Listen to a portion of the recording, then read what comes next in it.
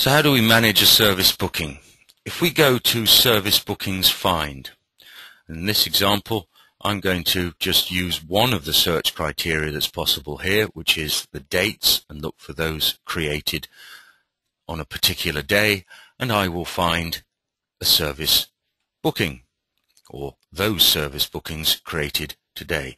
As you'll have seen, you can also search via customer, you can search via the items serviced, you can search via serial number, etc.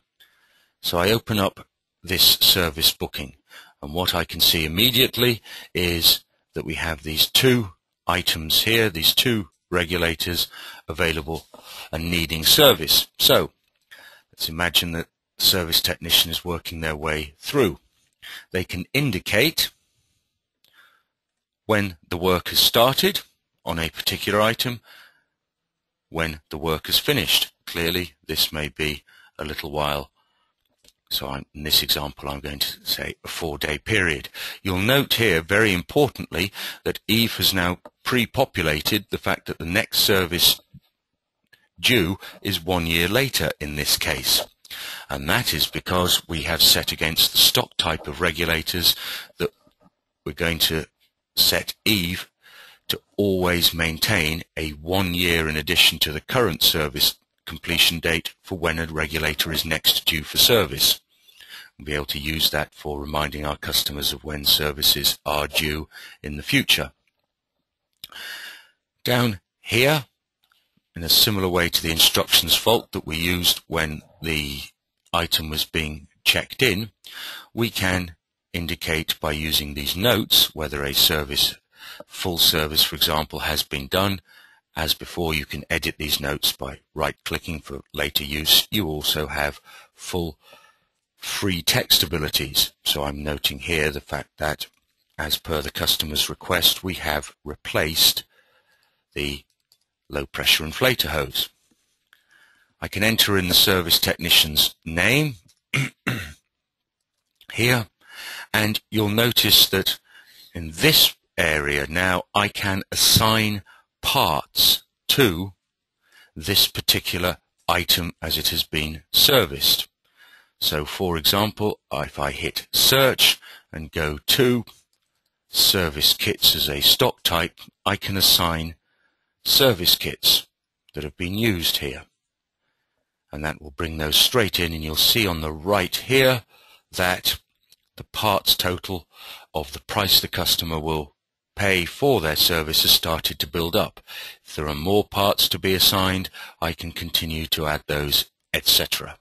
You'll also see that I can add in a labor charge here. Now that labor charge can either be added here, or of course, should you wish, you could have that as a separate stock item that you add into the parts basket. Whichever you choose, Eve will work for you.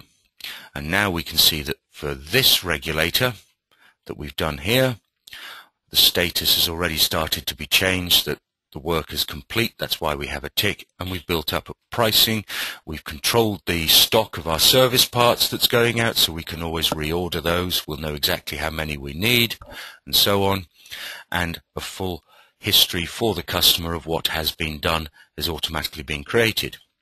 I'm now going to move to the other regulator, and this one might have a different service technician, for example.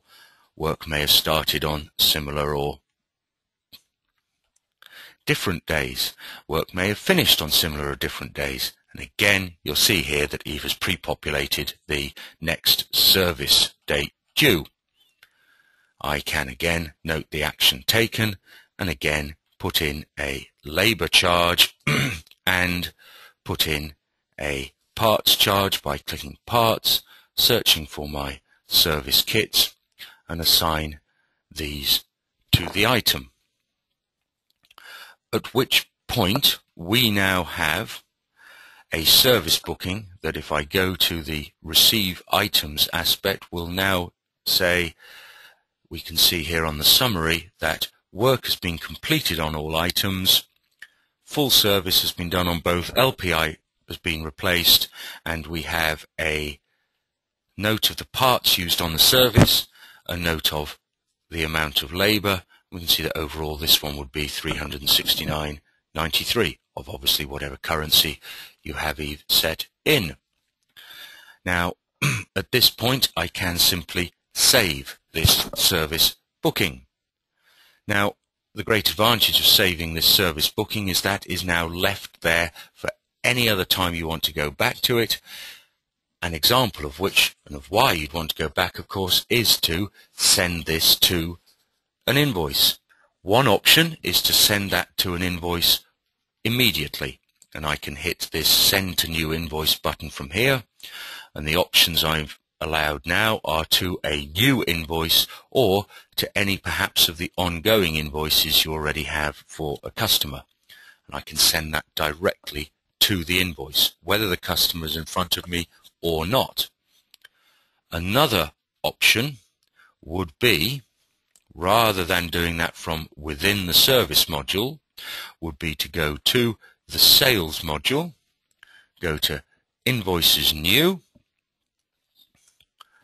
bring up the particular customer, and you will note that one of the things I can do now is add a stock item. That stock item falls under a particular and rather important stock type within Eve called equipment servicing, and you'll see here that the service booking for that particular customer is listed, and I can add that right now to the sales receipt, and that will populate both with the service booking and with all of the information about what was done, which parts were used, etc.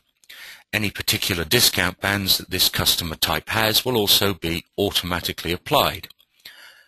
And I can now excuse me, hit the payments on the receipt.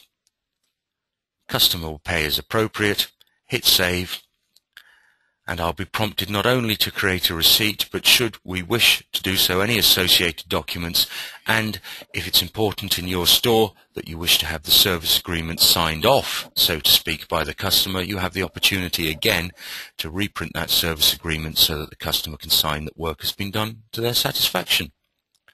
And that is how you can fully complete a service booking and send it to an invoice.